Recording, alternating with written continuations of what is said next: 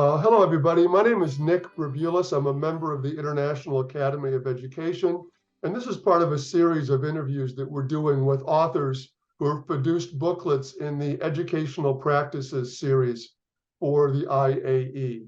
This series is also co-sponsored by the International Bureau of Education, IBE.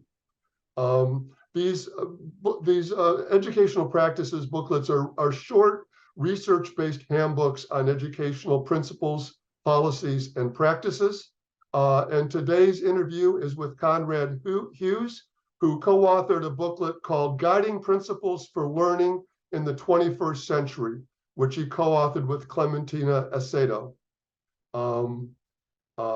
This video will also include a link to the booklet. If you're interested and you want to read the whole thing, it will be easily accessible from the video, from a video link on this website. So Conrad, thanks for joining us today. Thank you, Nicholas. So this is a really interesting book. It's a couple of years old now, but you lay out in this book 10 principles that you think should guide the content and processes of learning in the 21st century. I think of this as sort of your response to the 4 C's. Everybody talks about critical thinking, creativity, communication, and collaboration. This book expands on those and adds additional principles. And I'd like to go through each of the 10 principles you outline and ask you a question about each one and give you a chance to elaborate on what you say in the booklet. So the first principle is academic honesty, specifically issues about plagiarism and intellectual property, academic freedom, and other principles. It interests me that this is the first principle that you describe in the booklet. Can you talk about the principles of academic honesty, but also why you chose this as the leading chapter or leading section of your booklet? Thank you. Well, you mentioned the term academic freedom. You also talked about plagiarism. So I think that these 2 pillars of intellectual creativity and individualism on the one hand, and then also intellectual property on the other, are core to education. ChatGPT just came out, and schools are asking themselves, how they're going to navigate this. What we say is this is where the thinking should start, not where it should end. So we need to think beyond issues of academic malpractice into the 21st century, and what kind of tasks we can design that allow students to show their critical and creative thinking without feeling endangered by the kind of software and artificial intelligence that they have around them. These are there to help progress thinking.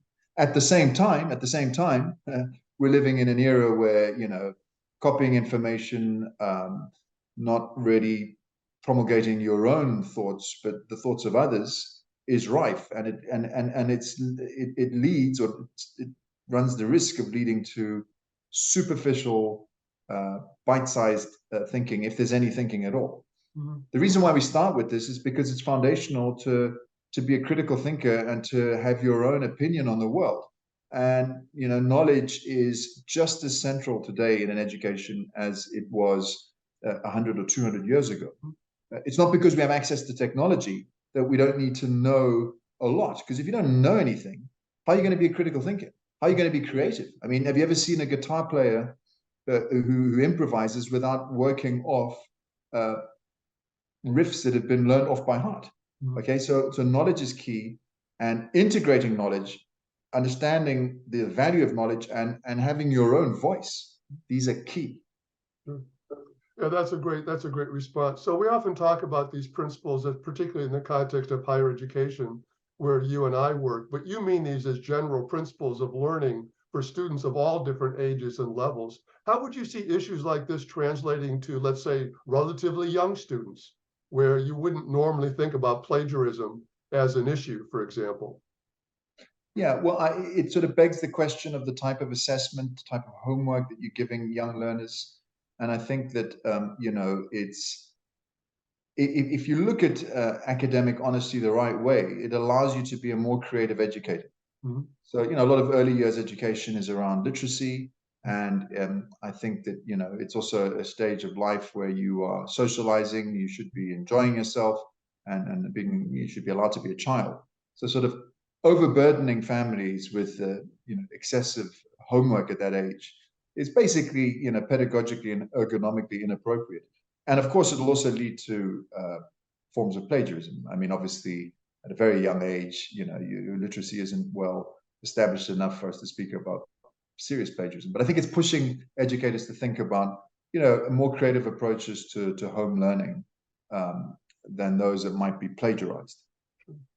Well, good, thank you. So the second principle in your book is information literacy. You've already broached this topic, as a matter of fact, particularly in the context of the use of the internet, social media, and other, contemporary technologies for what you call inquiry-based learning, digital citizenship. One of the things, it's not new exactly, but one of the things I think that really has exploded since you wrote this booklet is the rise of disinformation and misinformation, particularly on the internet and in social media, but also through other media as well. I'm interested in both this principle, but also how you see this principle. I don't want to answer your question for you, but it may be even being of greater relevance and concern today. Mm-hmm. Okay, so again, it's at different levels. I mean, information literacy on the one hand, there's some basic habits and approaches that we can equip students with so that they have an idea where information is coming from. I mean, all the way down to, being able to read a URL through to how to navigate a search engine or how to use some sort of artificial intelligence that's going to sort information for you. Information literacy, when it comes to scouring the World Wide Web, knowing what to use, what not to use, it's fundamental, not just for research, but again, for independent thinking. Part of this is around the use of technology, and that's at another level. What we say is really the use of technology should be creative, and it should be ethical. And those are the 2 points to really push. I think school should be a place where you're experiencing exciting, interesting technology-related learning, and you're constantly being brought back to your responsibility online. Some of the problems that we have in schools, and of course at university, going into university, it's people's digital footprint. So you've got to educate citizens to understand the risks and responsibilities involved in that. Mm-hmm. Yeah, that's fantastic. So this leads naturally to the next principle, which you call critical thinking. This is a particular topic of interest to me as a philosopher of education. And what's interesting to me about your account, and one of the things I like about your account, is that you try to define critical thinking beyond, I'll say, sort of its traditional or narrow definition of identifying and avoiding fallacies or detecting logical or illogical forms of argument, to include what Harvey Siegel and other people have talked about as sort of the dispositional elements of critical thinking. You talk about, for example, the attitude of inquisitiveness, the attitude of a sort of skeptical view towards information, especially from unfamiliar sources. Say more about what you mean by critical thinking and the role that these dispositional elements that also need to be learned in education that change the attitude one has towards assessing information, and not only sort of the narrow skills of reasoning or the analysis or criticism of arguments. Well, you've put it very well. I mean, critical from kritikos, to judge in ancient Greek. Evaluation, it's right up there at the top of Bloom's taxonomy, at least the first iteration of it. This is a high order thinking skill that's of fundamental importance. The station that you hold in life, no matter what it is, will call you to make decisions. Okay. And that's where it becomes dispositional. It's not a toolbox that you can bring out and use. It's a whole approach. And mixed in with critical decision making, ethics, possibly aesthetics, the social and environmental consequences of your actions, thinking through what might happen. I mean, critical thinking plays itself out in the real world.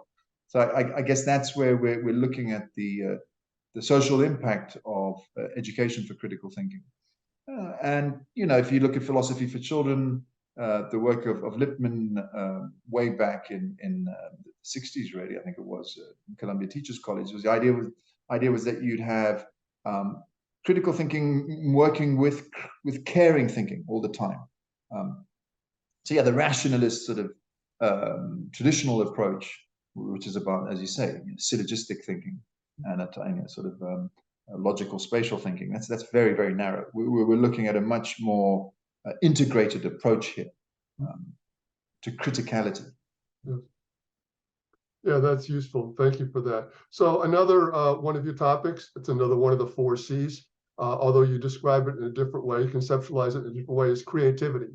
And one of the things that's interesting about the way you address creativity here is that you emphasize the importance of creativity across a range of disciplines, not only in the arts or in literature, where maybe it's more obviously a theme, but in your approach, creativity is a learning imperative across a range of different disciplines and fields of study. Can you say more about that?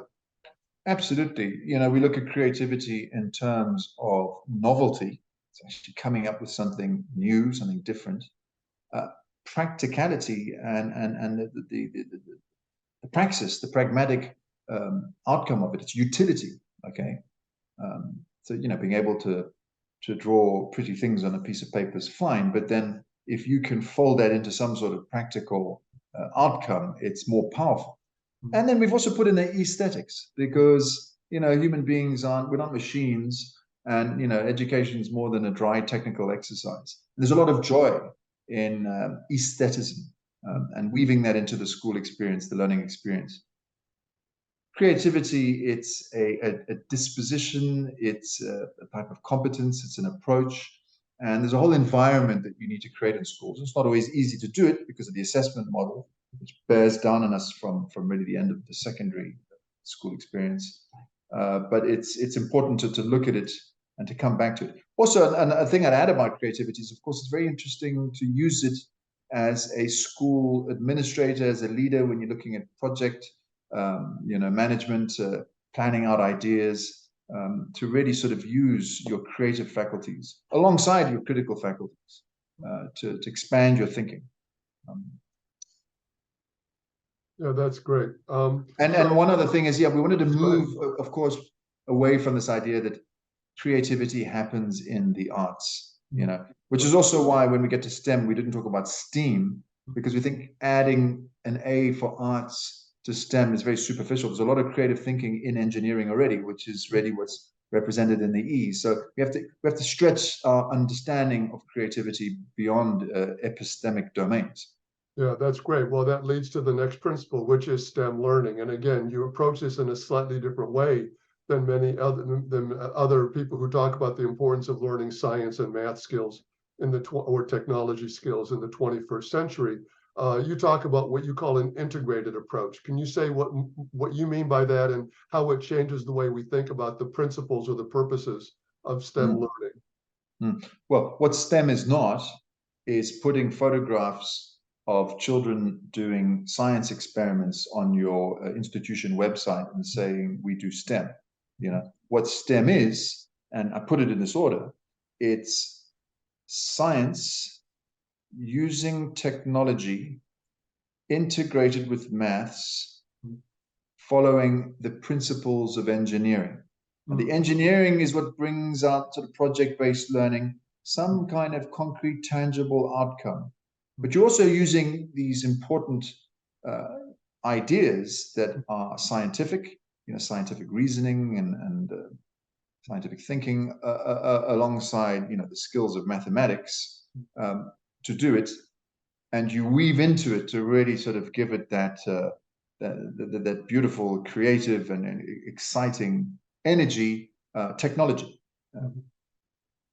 Again, you know, it's not by having children sitting in front of laptops that you're using technology well.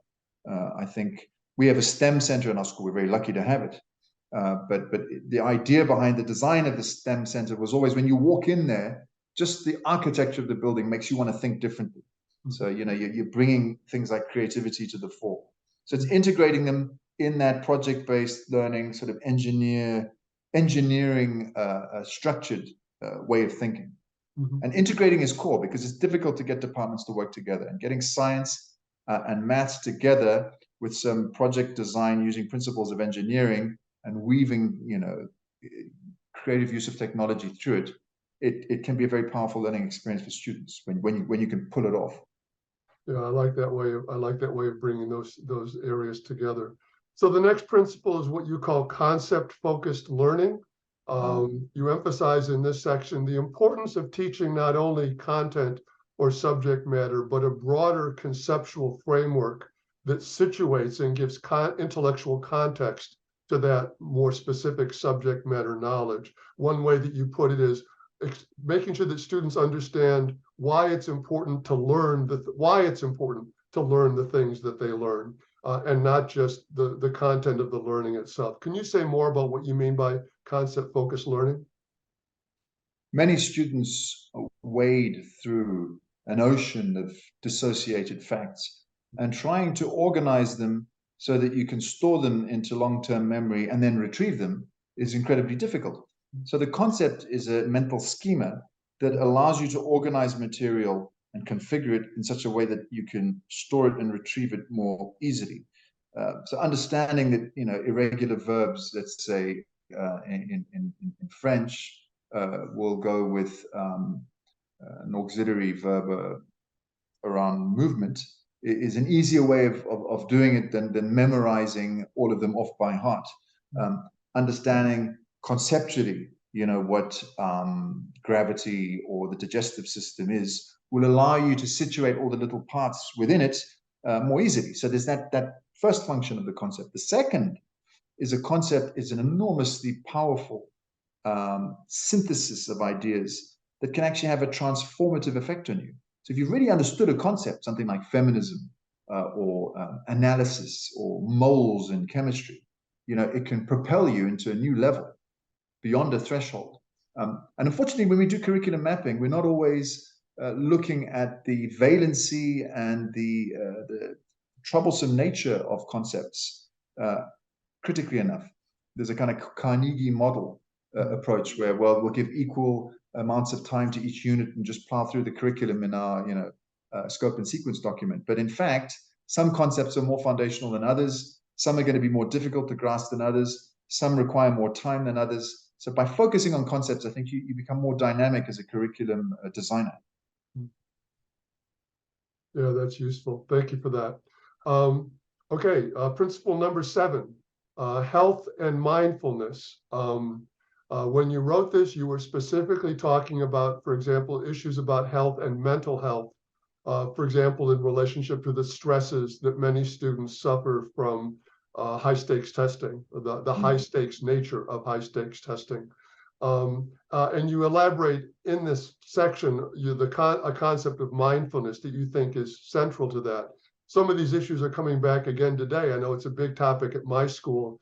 Post-COVID, there are a lot of signs of significant mental health issues and stress and strain issues for young people, and also, frankly, for many faculty in the sort of the aftermath of this epidemic, which really isn't even today fully over, obviously. So these issues, I think, are resurging in a certain way today with a focus on mental health. But you frame this around this idea of mindfulness particularly. Can you say more about that concept and how you see it reflecting a larger concern with health and student well-being?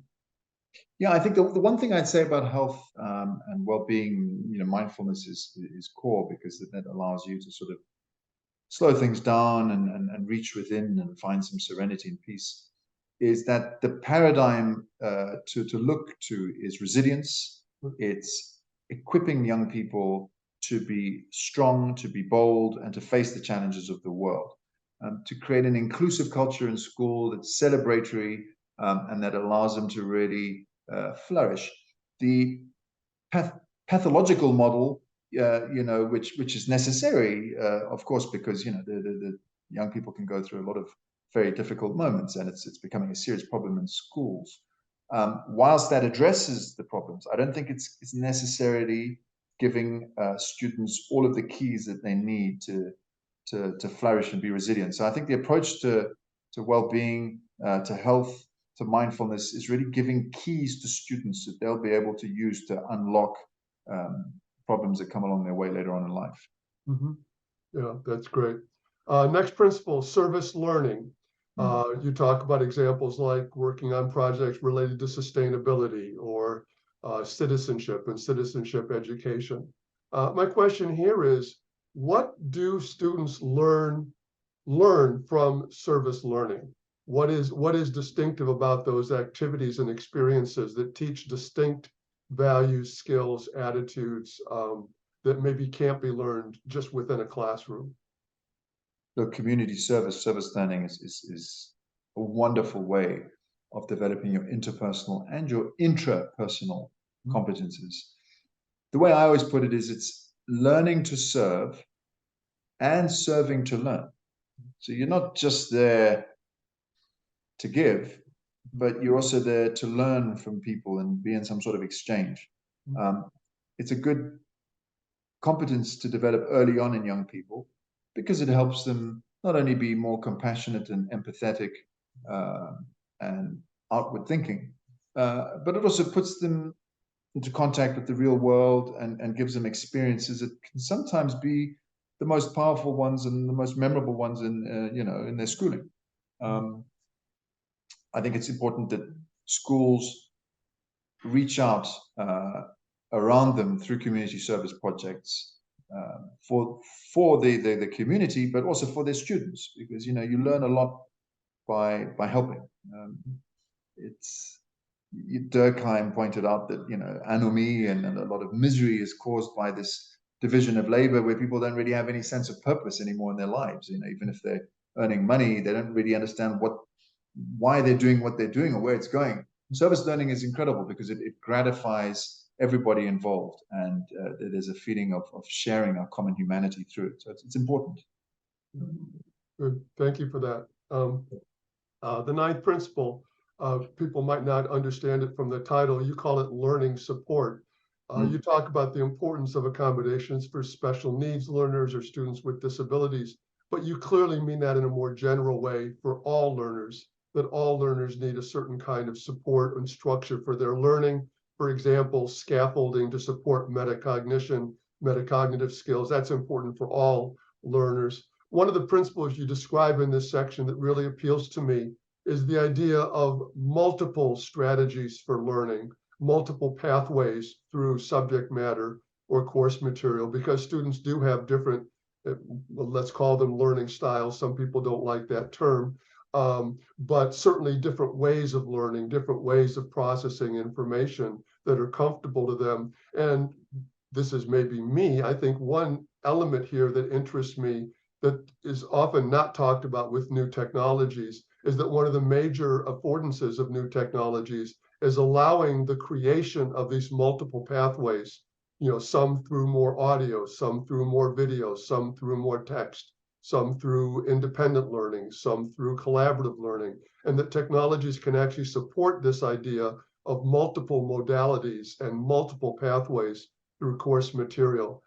I'm interested very much in this idea of multiple pathways and the ways in which we need to accommodate different kinds of learners through the same pathway, through the pathway of the same subject matter or content.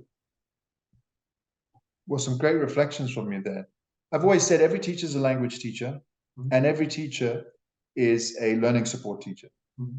Every teacher should think critically and intentionally about the way they're using language to make what they're teaching clear. And every teacher needs to think about, not only differentiating and scaffolding, but just being more diverse in the way that they teach. We have to move out of our comfort zone. And when you have that shift from, it's not about what I teach, it's about what they learn, and you're thinking about your lessons in terms of every student in the room, and you start to know your students better, you realize that you've got to scaffold around them as best you can. So it's absolutely critical to being a good teacher. And we could go into more detail on what we mean by learning support, but it's really making the curriculum as student-friendly as possible, really through what the teacher can control, which is pedagogy. Yeah. Yeah, I really like that approach. And I like, as a parent of a child with disabilities, I think it's really a step in a good direction to integrate those special learning needs with the learning needs of learners generally, as opposed to seeing it as a separate category of special consideration. All students need learning support of one sort or another. And I think that's a really productive way of looking at it. So your final topic is assessment. You emphasize, first of all, the multiple purposes of assessment: diagnostic, formative, summative, perhaps other purposes as well. And you also emphasize, going back to the idea earlier of high stakes testing, the importance of relying on multiple forms of evidence in making assessments of learning. Can you say more about the notion of assessment? A project I'm leading right now, it's in alternative assessment. We have at the International School of Geneva a learning passport that allows students to show evidence of their growth in 7 global competencies that come from UNESCO IBE. So we're interested in your self-agency, your entrepreneurship, how well you can stand on your own 2 feet. We're interested in how you interact with others, not just these dry academic skills that are taught and assessed in a very sort of pressurized, high-stakes manner. So I think increasingly, as we head towards the middle of the 21st century, thinking about creative alternative assessment so that we can really capture learning wherever it's happened and celebrate the whole child, that's important. And then when it comes to assessment itself, this principle goes back to some fairly standard and classical approaches to assessment that we need to keep thinking about as educators. And I like this book, Knowing What Students Know, Glaser, Chodowski, and Pellegrino, which is quite an old book.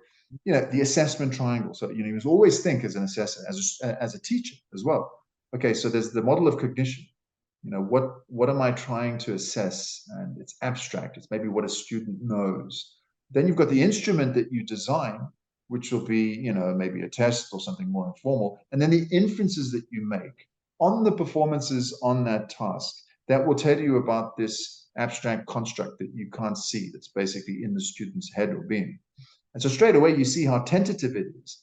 And all the problems of reliability and and validity come up. It's important that teachers think about this, that we be critical with ourselves and realize how fallible assessment is, because I think that allows us to be more humane and to be more open and more flexible in the way that we assess.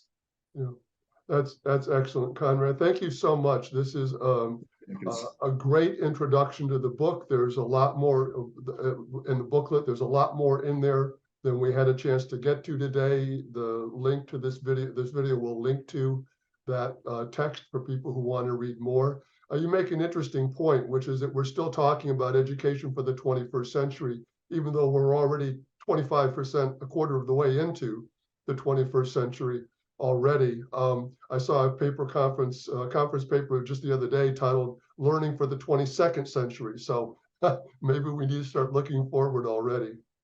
Yeah, that to me is a bit too much of a stretch, but it's true that we've been talking about learning for the 21st century for a quarter of a century already, so almost. Exactly right. Thank you again for your time. It's a pleasure talking with you, and I really enjoyed hearing your ideas. Thank you very much. Take care.